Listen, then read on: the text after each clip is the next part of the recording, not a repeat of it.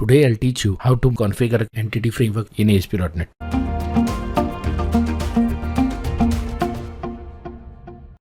As you can see, I am connected to the Northwind database.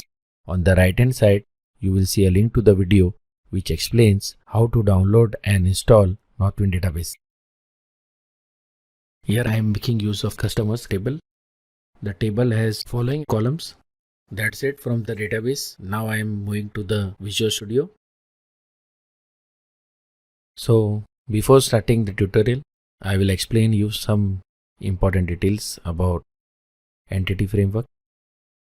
Entity Framework is a database connection framework which is used to connect the front end, which is your program. It can be ASP.NET, it can be a Windows application, to the database, which is SQL Server or whichever database you are using. So let's move to the Solution Explorer. Now I'll right click the project and click on Add New Item.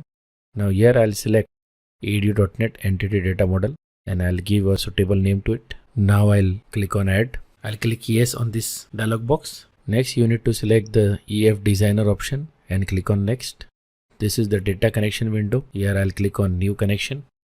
In the server name text box, you need to specify the name of your SQL Server instance.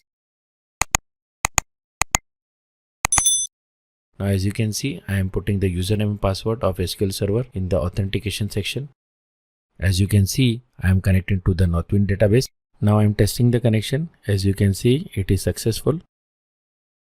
Now I'll click on OK. Now as you select the database, the name of the connection string in the web.config is also changing. Now you need to click on the Yes option, which means that the username and password will be saved in the web.config file and it won't be encrypted. After doing that, you need to click on the Next button.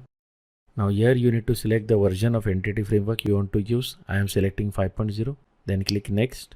Here all the tables, views and stored procedures of the Northwind database are visible. You need to select the items which you want to use. I am selecting Customers table.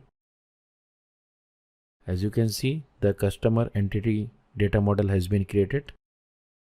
So with this we complete the configuration of Entity Framework and now it is ready to use in our application. So if you like this video, don't forget to like, share and subscribe, and please also click on the bell icon so that you receive notifications. Goodbye.